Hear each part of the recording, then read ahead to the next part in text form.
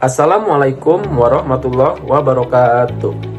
Perkenalkan, nama saya Muhammad Bagas Syarif Hidayat dengan NIM 243307611086. Di sini saya mahasiswa agroteknologi Universitas Prima Indonesia, jurusan agroteknologi. Di sini saya akan menjelaskan pola penyebaran tumbuhan dengan mata kuliah ekologi tanaman. Yang pertama ada pembukaan. Kelapa sawit, tanaman perkebunan paling penting di Indonesia. Tidak bisa tumbuh begitu saja tanpa adanya proses penyebaran.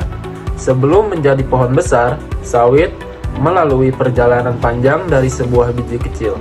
Dalam ekologi tanaman, proses ini disebut pola penyebaran tumbuhan, yaitu bagaimana biji berpindah ke tempat baru untuk tumbuh.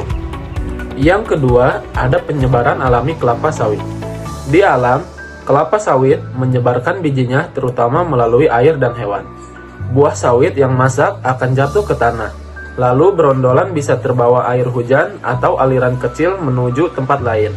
Selain itu, beberapa satwa seperti tikus, musang, dan landak bisa membawa atau memakan berondolan, lalu melepaskannya lagi di tempat lain. Ini menjadikan salah satu cara alami sawit memperluas wilayah tumbuhnya. Yang ketiga, ada penyebaran melalui air. Kelapa sawit termasuk tanaman yang buahnya mudah terbawa air. Berondolan yang jatuh dan terbawa aliran air dapat berpindah meter, bahkan puluhan meter, dari induk pohonnya. Saat berondolan terhenti dan kondisi tanah sesuai, biji bisa berkecambah dan bertumbuh menjadi tanaman baru. Cara penyebaran ini sering terjadi di area miring atau dekat parit kebun. Yang keempat, ada penyebaran oleh hewan. Hewan juga berperan penting, misalnya tikus yang memakan berondolan sawit dan sering memindahkannya ke sarang. Sisa buah yang dimakan akan tertinggal, lalu bijinya berkecambah. Satwa lain seperti landak dan musang juga membantu memindahkan buah. Meskipun tanpa sengaja, ini menunjukkan bahwa interaksi antara satwa dan tanaman menjadi bagian penting dari ekologi kebun sawit. Yang kelima, penyebaran buatan oleh manusia.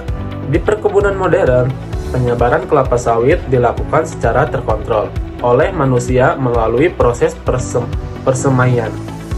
Biji hasil seleksi dipindahkan ke polybag, lalu ke lapangan dengan jarak tanam tertentu. Tujuannya adalah menciptakan kebun yang produktif, rapih, dan mudah dikelola.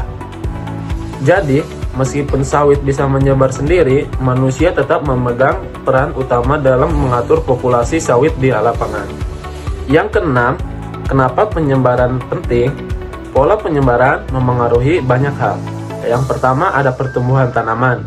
Yang kedua, persaingan antara bibit. Yang ketiga, kerapatan kebun.